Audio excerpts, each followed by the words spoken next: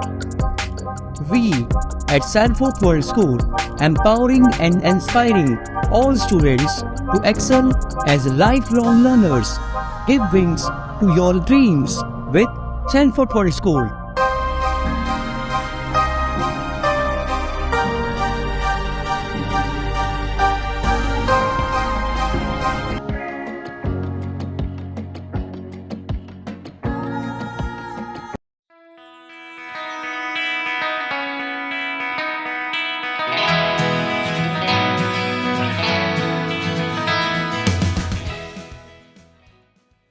नमस्कार दोस्तों, मेरा नाम है अरविंद मिश्रा और आपका मेरे YouTube चैनल @4U में स्वागत है।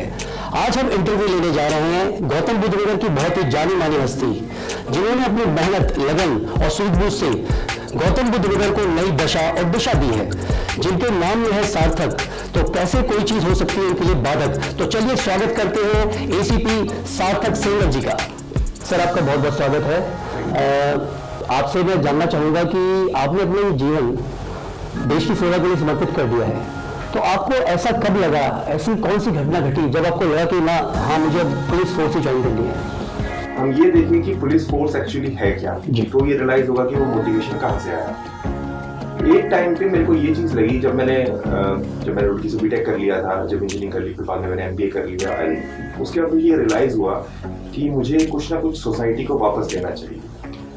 और अब सोसाइटी को वापस देने का सबसे अच्छा तरीका क्या है कि जो सोसाइटी में जो बॉटम ऑफ द पिरामिड है, जो सबसे नीचे लोग हैं, नीचे तबका है, जो दबा हुआ तबका है, उसकी आप मदद कर दें। बहुत बढ़िया। तो वो मदद करने का एक तरीका जो मुझे लगा वो पुलिसिंग का लगा। क्यों? क्योंकि पुलिसिंग के पास आता ही वो है जो परेशान होता है। पुलिस के पास कभी वो आदमी नहीं आएगा जो सुखी होगा, वो आदमी आएगा जो दुखी होगा।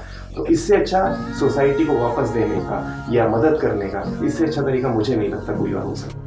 अच्छा, एक बात मैं जानना चाहूंगा कि आज की दौर में, आज की सोसाइटी में पुलिस पर बहुत से आरोप लगते रहते हैं कि पुलिस ने किसी के साथ बर्बरता से व्यवहार किया है या भ्रष्टाचार के आरोप भी लगते रहते हैं। तो आप कैसे ये सुनिश्चित करते हैं कि आपकी टीम पूरी ईमानदारी से अपने कार्यों का निर्वहन करे? सबसे पहले हमको ये समझना पड़ेगा पुलिस फोर्स है क्या। एक फोर्स जो हमारी पुलिस फोर्स है, that's a trained force, but they are human, है इंसानी, भले ही उन्होंने वर्दी पहनी ली है। तो आपको ये समझना होगा जब वो इंसान है तो उनके ऊपर सारे साइकोलॉजी के या सारे साइंटिफिक प्रिंसिपल वही लगेंगे जो इंसानों में लगते हैं। तो उनकी भी एक मोटिवेशन फैक्टर होता है। हमारे पास पुलिस फोर्स में हमारे पास एक तो सिस्टमैटिक लीगल तरीका है। जैसे मैं सुपरवाइजरी ऑफिसर हूँ अपनी टीम का, मेरे भी सुपरवाइजरी ऑफिसर्स हैं, वो हमको देखते हैं। ये एक लीगल तरीका है पुलिस रेगुलेशन में। ये सारी चीजें ये रोकता है कि हम कुछ गलत करेंगे तो वहाँ पे पेनल्टीज हैं, पनिशमेंट्स हैं। लेकिन जो सेकंड फैक्टर जो मेरी तरफ से टीम से आता है वो आता है पॉजिटिव मोटिवेशन का। जी, मैं उनको मोटिवेट करता हूँ। सबसे पहले अपने आप को एक एग्जांपल सेट करना। मैं वो काम करता हूँ कि नहीं, मैं ट्रांसपेरेंसी के साथ काम करूँ, मैं ऑनेस्टी के साथ काम करूँ, ताकि कम से कम मुझे देख के कहें कि अच्छा, जब मैं कर रहा हूँ, मैंने एग्जाम्पल सेट कर दिया है, तो आप इस चीज को फॉलो करो। सेकंड, जब मुझे लगता है कि ये लोग बहुत अच्छा काम कर रहे हैं तो मैं उनको मोटिवेट भी करता हूँ, चाहे वो बोलचाल से हो, चाहे वो ये हो गया कि हम जो भी छोटी मोटी उनकी मदद कर सकते हैं उससे हो गया, ताकि वो मोटिवेशन अच्छा काम करने का बना रहे। इंसान अच्छा काम तभी करता रहेगा जब तक उसे लगे कि हाँ, अच्छा काम करने का रिवॉर्ड मिलता है। ये अच्छे काम का कुछ मतलब होता है। अगर ये पता लग जाए किसी को कि अच्छे काम का मतलब ही नहीं, चाहे वो जितना मर्जी अच्छा काम कर ले, तो उससे कोई फर्क नहीं पड़ेगा। तो सर, आपको कोई ऐसी घटना याद है कि जहाँ पर ड्यूटी के दौरान आपने कोई बहुत महत्वपूर्ण काम किया है, जिससे किसी को कोई लाभ मिला हो? देखिए, बहुत सारे, पुलिस का यही सबसे बेहतरीन चीज है इस जॉब प्रोफाइल की, कि यहाँ पे आपको रोज ही, बल्कि रोज के हर पल ही मौके मिलते हैं जहाँ पे आप मदद करते हैं। चाहे वो अभी रिसेंट में जो आपके द्वारा कवर किया वो मुफ्त स्कूल का है, वहाँ की हो, जहाँ पे कम से कम 1 लाख 2 लाख श्रद्धालु थे, वहाँ पे हर दिन चैलेंज था। और मुझे सबसे ज्यादा सुकून तब मिलता था जब मैं देखता था कि अब जो कथा खत्म हो चुकी है और जितने श्रद्धालु हैं अब वो हंसी खुशी अपने घर जा रहे हैं और जो है खूब नारे लगाते हुए, तो बस यही सेटिस्फेक्शन हो जाता है। तो ऐसे बहुत सारे मुझे लगता है अनगिनत मोमेंट होंगे। डेली जब हम ऑफिस में बैठना शुरू करते हैं तब लोग आते रहते हैं, उनकी जब वो कंप्लेन करते हैं या उनकी जो भी ग्रीवियंसेस या परेशानी होती है, जैसे उनका हम लोग सॉल्यूशन निकालते हैं या बताते हैं कि चलिए हम आपकी मदद करेंगे, वहीं पर ही लोग इतने खुश हो जाते हैं। तो लगभग हमारे लिए तो मुझे लगता है डेली ही कुछ ना कुछ चीजें ऐसी होती रहती हैं जो हमको मेमोरेबल रहती हैं हमारे लिए। सर, आपको अपने जीवन काल में बहुत से अवार्ड मिले गए होंगे, कई जगह पे आपको सम्मानित किया गया होगा, क्योंकि आप इतने बड़े ओहदे पे हैं। पर कोई ऐसा क्षण, कोई ऐसा यादगार लम्हा जो आपके ये दिल के बहुत करीब हो, कोई ऐसी जगह जहाँ पे आपको सम्मानित किया गया हो जो आपके दिल के बहुत करीब हो? मेरे बहुत सारी मतलब उसमें मैं अगर ये कहूँगा तो कभी कभी ऐसा लगता है कि ऊपर वाले ने बहुत कुछ दे दिया, बहुत सारे अचीवमेंट दे दिए। पर एक जो चीज़ अगर आप सिर्फ एक मेमोरी की बात करेंगे तो वो मेमोरी होगी, अगर कंपटीशन की बात करेंगे तो शायद वो जेईई होगा, जॉइंट एंट्रेंस एग्जामिनेशन का। वो मुझे लगता है कि वो सबसे दिल के करीब है क्योंकि उसमें हम लोगों ने बहुत ज़्यादा मेहनत करी थी और वो मेरा फर्स्ट टेस्ट ऑफ सक्सेस भी था। और अगर एक बहुत ही रिसेंट की बात करेंगे तो एक यूनाइटेड नेशंस का एक हल्ट कंपटीशन होता है, उसमें इनोवेशन के लिए होता है। तो जो हमारी टीम थी वो हम लोगों ने, क्योंकि उसमें हमारे पास टाइम काफ़ी कम था और हमने उसमें दिन रात मेहनत की थी और हमने उसमें जो अपने कॉलेज को IIM काशीपुर को हमारी टीम ने रिप्रेजेंट किया था और उसकी वर्चुअल समिट, क्योंकि कोविड पीरियड हो गया था, वर्चुअल समिट उसकी हुई थी ढाका में, हमने वर्चुअली उसको अटेंड भी किया था and we presented our idea over there. तो मुझे लगता है कि वो जो कंपटीशन में जाना, बांग्लादेश की हम बात कर रहे हैं, हाँ ढाका में बांग्लादेश की बात करें, वर्चुअल कॉन्फ्रेंस थी उस वक्त जी, तो वो मेरे दिल के काफी करीब है बिकॉज हमारे पास बहुत लिमिटेड टाइम था और हमारे दोस्त ने एक आइडिया भी बताया था कि कोई रिसाइक्लेबल प्लास्टिक बनाना चाहता है। अरे वाह। और हमारे पास कोई खास इक्विपमेंट भी नहीं थे, लेकिन वी ट्राइड आवर बेस्ट और एटलीस्ट हमें वहाँ पे रिप्रेजेंट करने का मौका मिला। And United Nation Hult Prize I think वो बहुत बड़ी चीज़ थी हमारे लिए, रिप्रेजेंट करना ही बहुत बड़ी चीज़। बहुत बहुत शुभकामनाएं। सर, पुलिस का जीवन बहुत कठिन होता है, कहीं ना कहीं पे देखिए 24 घंटे कार्य करना पड़ता है। आपने भी अपने जीवन में बहुत हार्डवर्क किया है, आप यहाँ तक पहुँचे हैं। पर कोई ऐसा लम्हा, कोई ऐसी सिचुएशन जहाँ पे जाके आपको लगा हो यार ये बहुत मुश्किल है, और जब आपने फेस किया तो आप उस सिचुएशन से कैसे बाहर निकल के आए? I think civil services examination ही सबसे बड़ा है, यही एग्जाम से। इसके लिए मैं 2014 में मैंने पास आउट किया कॉलेज से, उसके बाद मैं यहीं पर जंप करके आया। बीच में मैंने 2 साल का गैप ज़रूर लिया अपने MBA के टाइम पे, लेकिन आफ्टर कंटिन्यूस एफर्ट्स और बहुत ही हार्ड वर्क, डेडिकेशन, जो मुझे लगता था मैं अपने हिसाब से सब कुछ कर रहा हूँ, मुझे सक्सेस नहीं मिल रही थी, काफ़ी टाइम तक नहीं मिल रही थी। लेकिन मुझे लगता है एक ही चीज़ है यहाँ पे, आप कोई भी चीज़ 2 फैक्टर्स पे डिपेंड करती है मुझे लगता है। एक आपका हार्ड वर्क, कंसिस्टेंसी हो गया, और सेकंड चीज़ आपका लक हो गया। तो इंसान कर ही एक चीज़ सकता है और वो है हार्ड वर्क, बस वो लगा रहे। मैंने भी यही किया और मुझे ऐसा लगता है कि अगर आप हार्ड वर्क करते रहते हैं तो ऊपर वाले ने सबके लिए कुछ ना कुछ प्लान बना रखा है, आपकी डेस्टिनी आपको कहीं ना कहीं सेट कर दी। बिल्कुल ठीक बात है। तो आपको बस फेथ रखना होता है अपने ऊपर और you have to just work hard, यही नहीं सकता। सर, आपका हार्डवर्क और डेडिकेशन बहुत से लोगों को प्रभावित करता है, प्रेरणा देता है। बहुत से लोग आपके जैसा बनना चाहते हैं, सपना देखते हैं कि हम आपके जैसे बन सकें। तो आप उन लोगों को कोई टिप्स देना चाहेंगे, कोई सलाह देना चाहेंगे कि वो किस तरह से मेहनत करें और किस तरह से आपके नक्शे कदम पर चल सके कहीं ना कहीं?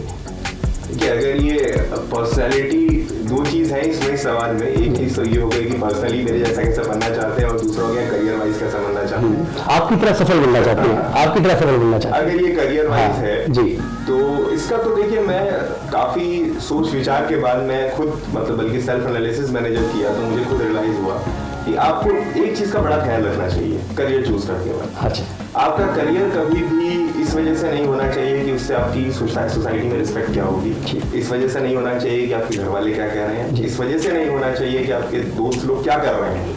मतलब कोई भी एक्सटर्नल फैक्टर नहीं होना चाहिए। आपका करियर वो होना चाहिए जो एग्जैक्टली आपको पसंद हो, जो आपकी पर्सनैलिटी को सूट करता हो, और फिर उसी में आप करिए। आजकल खासकर की अब जो नॉलेज इकोनॉमी है तो आपको रिस्ट्रिक्शन तो है नहीं, पहले ही भले होता था, अब तो आप कुछ मर्जी करिए। आप अगर अच्छी तरह कर रहे हैं तो आप उसमें एक्सेल कर सकते। तो मैं तो सबको यही कहूँगा कि आप एक्सेल करिए, जो भी चीज़ है आप उसको एंजॉय करिए, आप उसी में एक्सेल करिए। कोई एक पाथ अब बचा नहीं है, अब बहुत सारे पाथ हैं, बहुत सारे करियर ऑप्शंस हैं, एक्सप्लोर करिए अपने आप को, यही कर सकते हैं। अब मैं आपसे एक बहुत इंटरेस्टिंग सवाल पूछने जा रहा हूँ जो कि आपके बचपन से जुड़ा हुआ है। तो क्या आपने बचपन से ही सोचा था कि मुझे पुलिस फोर्स ज्वाइन करनी है, या फिर बाद में लगा कहीं ना कहीं पे? नहीं, बिल्कुल भी नहीं। बचपन में तो मैंने बिल्कुल भी नहीं। कहीं ना कहीं बचपन में लोग सोचते कि नहीं, मुझे बड़ा होकर पुलिस में बनना है, पुलिस ऑफिसर्स बनना है, या मुझे डॉक्टर बनना है। लोगों की अपनी अपनी इमेजिनेशन होती है, पर बाद में वो रास्ते बदल जाते हैं। तो क्या आपने शुरू से ही सोचा था? नहीं, बिल्कुल भी नहीं सोचा था। देखिए, मुझे लगता है बचपन में जब होते हैं तो अलग करियर आपको जो है अट्रैक्ट करते हैं जी। जैसे फॉर एग्जांपल जब मैं छोटा था तो मैं सोचा करता था मैं एस्ट्रोनॉट बनूंगा। अभी भी मैं अपनी कभी कभी नोट्स कॉपीज उठा के देखता हूँ जहाँ पे वो ऐसे लिखा होता है तो उसमें मैंने लिखा हुआ है कभी एस्ट्रोनॉट, थोड़े टाइम बाद वो पायलट में कन्वर्ट हो गया, उसके बाद थोड़े टाइम बाद वो इंजीनियर की तरफ हो गया कि इंजीनियर्स बढ़िया होते हैं। और उसके बाद मैंने फिर मतलब आप सोचिए ये, उसके बाद भी मैंने जब सिविल सर्विसेज भी किया, उसके बाद भी मेरे दिमाग में आया कि कहीं ना कहीं चलो MBA कर लेते हैं, तो फिर मैं मैनेजमेंट की तरफ भी गया, लेकिन फिर वही अगेन डेस्टिनी वाली चीज़ हो गई कि वो यहाँ पे खींच के ले आई और हम फिर यहाँ पर आ गए। तो ऐसा नहीं था कि बचपन से सोचा था कि पुलिस में जाना है जी, सोचा कुछ और था और पहुँच कहीं और जाते हैं। बहुत अच्छा सर, जैसा भी रहा बहुत अच्छा आपने किया और बहुत अच्छे लेवल पे पहुंचे आप। नहीं बिल्कुल बिल्कुल, ये तो मुझे है, मैंने जैसे कि पहले भी कहा था यही चीज़ कि आप कुछ लगे रहिए, आपको किस्मत कहीं ना कहीं पहुँचा देगी। जी, जैसा कि हमारी बात चल रही है कि बचपन से आपने बहुत सारे चैलेंजेस फेस किए हैं, तो सर इसके बारे में बताइए कि बचपन से लेके ACP बनने तक की जर्नी आपकी कैसी रही? शुरू में आपने अपनी शिक्षा कहाँ से ग्रहण की, कहाँ से एजुकेशन ली, उसके बाद कैसे कैसे आप आगे बढ़े और ACP तक कैसे पहुँचे? देखिए एक नॉर्मल चाइल्डहुड था, जैसे कि मेरे फादर गवर्नमेंट सर्विस में थे और उस वक्त यूपी और उत्तराखंड एक था, तो इत्तेफाक से हम लोग उत्तराखंड में थे उस टाइम पे, तो बहुत ही नॉर्मल सा था। स्कूलिंग मेरी जो है काफ़ी जगह से हुई, मैं पिथौरागढ़ में रहा, वहाँ पे स्कूलिंग हुई, फिर उधम सिंह नगर डिस्ट्रिक्ट रुद्रपुर है वहाँ पे गए, वहाँ पे हुई, फिर हरिद्वार गए, वहाँ पे बरेली। तो मेरे पास अच्छी बात ये थी पूरे बचपन में कि मुझे वैरायटी ऑफ प्लेसेस देखने का मौका मिला कि बरेली अलग जगह है, हरिद्वार एकदम अलग जगह, दोनों में डिफरेंस है काफ़ी। तो ये चीज़ें मुझे देखने को मिली। तो हमेशा से मेरा ऐसा था कि मैं ये हो गया कि कोई तो ऐसी जॉब करनी है जहाँ पे एक्साइटमेंट रहे, एटलीस्ट आपको नए लोग मिलते रहें, आप नई जगह जाते रहें। तो मुझे लगता है, अब मैं सोचता हूँ तो ऐसा लगता है कि शायद वहीं से थोड़ा मेरा पाथ सेट हो गया था कि इस तरह जाना है। उसके बाद मुझे लगता है कि 12 तक तो देखिए लाइफ में क्या ही चैलेंजेस होते हैं, कोई भी नहीं होते जी। फर्स्ट चैलेंजेस वही था कि हम कंपटीशन में हमको उतर गए हम लोग, और वो IIT कंपटीशन था, वहाँ पे उतरे, वहाँ पे स्ट्रगल था क्योंकि ऑब्वियसली बात है सीट्स लिमिटेड हैं, कैंडिडेट्स ज़्यादा है। तो सेम मैं यही चीज़ कहूँगा कि बहुत ही नॉर्मल स्ट्रगल्स थे, ऐसा नहीं था कि मैं कहूँगा कि बहुत ज़्यादा स्ट्रगल्स थे, बस नॉर्मल थे। ये सबके साथ ही होता है स्टूडेंट में कि आप मेहनत कर रहे होते हैं, कुछ कंपटीशन निकलते हैं, कुछ कंपटीशन नहीं निकलते हैं, कुछ एग्जाम में सक्सेसफुल होते हैं, कुछ एग्जाम में सक्सेसफुल नहीं होते हैं। तो ऐसा कोई बहुत बड़ा चैलेंज नहीं था। हाँ, इसमें यह है कि एक चैलेंज जरूर आया था बीच में, और वो था कि वो अलग ही चीज़ थी, वो थी वेट लॉस का चैलेंज। अच्छा, कि मुझे वेट लॉस करना था बहुत ही रैपिड तरीके। आपका वेट ज़्यादा था? हाँ, तो कभी ऐसा रहा है? आपको बिल्कुल भी नहीं लगता। वो चैलेंज था जो चैलेंज मैंने अपने आप पे लिया था, तो मुझे लगता है कि वो एक मेरा बहुत बड़ा वो है कि अचीवमेंट जो मुझे लगता है। अच्छा, कि हाँ, कि मैंने एटलीस्ट जो है 2 मंथ्स में I lost a very decent amount of weight. तो वो मुझे लगता है कि हाँ, वो मेरा अचीवमेंट है, क्योंकि उस वक्त जो है वो दिवाली का टाइम था, सब लोग कुछ ना कुछ खा रहे होते थे घर पे और मैं कुछ नहीं खा रहा होता था क्योंकि मुझे वेट लॉस। अपनी पसंद के बारे में बताइए सर, कुछ अपनी पसंद के बारे में, आपको क्या पसंद है? मुझे बहुत सारी चीज़ें पसंद है, जैसे मुझे लिखना बहुत पसंद है। अच्छा, I have published a book also. अरे वाह, बिल्कुल जो है, और मैं गिटार बजाता हूँ, मुझे म्यूजिक भी बहुत अच्छा लगता है, मुझे उतना ही सीरीज देखना भी अच्छा लगता है, मुझे उतना ही घूमना फिरना भी अच्छा लगता है। समय मिल जाता है आपको? अब नहीं मिलता, पहले मिल जाया करता था, जब स्टूडेंट लाइफ में थे तब सारी चीज़ें हो जाती थी। बुक भी तभी, जो नॉवल पब्लिश की थी वो भी तभी हुई थी जब मैंने सर्विस ज्वाइन की थी, उससे पहले हुआ था। तो बाकी मुझे खाना पीना, मुझे लगता है मुझे बहुत सारे शौक है और अब समय नहीं मिलता उन सारे शौक को पूरा करने के लिए।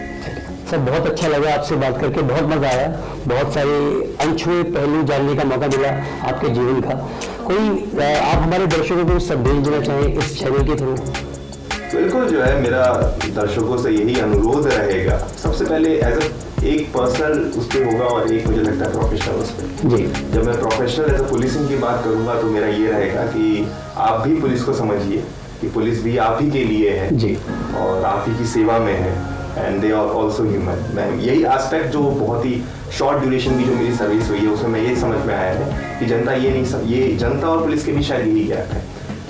तो सबसे पहला तो मेरा यही संदेश होगा कि आप जो है पुलिस को भी अपना ही सोसाइटी का पार्ट समझिए, हमारे ही लोगों के घर से पुलिस भी आती है। दूसरी चीज़ मैं पर्सनल जो संदेश दूंगा वो संदेश मैं यही दूंगा कि लाइफ, मुझे ऐसा लगता है कि लाइफ बहुत ही छोटी चीज़ है और शायद एक ही बार की है, बिल्कुल उसके बाद का पता नहीं कि क्या होता है मरने के बाद की नहीं। बस लाइफ को मुझे लगता है कि लाइफ को इतना सीरियसली नहीं लेना चाहिए, आपको जिस भी चीज़ में मज़ा आता हो वो चीज़ आपको करनी चाहिए, और यही है, यही दुनिया है बेसिकली। और हम लोग, मुझे ऐसा लगता है कि हम लोग बहुत छोटी छोटी बातों के लिए बहुत ज़्यादा परेशान हो जाते हैं, वो सारी चीज़ें नहीं होनी चाहिए। और अपना हक से पहले मुझे लगता है एक और जो चीज़ है जो मेरे को बड़ी अच्छी लगती है वो चीज़ यही है कि हम लोग राइट पे बहुत जोर देते हैं कि ये मेरा हक है, हम लोग ये भूल जाते हैं कि हमारी ड्यूटी क्या है। बिल्कुल। तो एज अ सिटीजन और एज अ पुलिसमैन दोनों में मैं यही कहूंगा कि जो है आपको जितना आप राइट के लिए अवेक है उतना ही ड्यूटीज के लिए भी अवेक होना चाहिए। बिल्कुल। ताकि हमारा ये देश एकदम प्रोग्रेस के बात पे आगे बढ़ता है। बहुत अच्छा लगा सर आपसे बात करके, बहुत ही मजा आया और आपने बहुत अच्छी बातें हमारे दर्शकों को बताई और आशा करते हैं जिस तरह से आप देश की सेवा कर रहे हैं ऐसे ही करते रहेंगे और हमारे देश को आगे बढ़ाने में योगदान देते रहेंगे। बहुत बहुत धन्यवाद sir, thank you so much.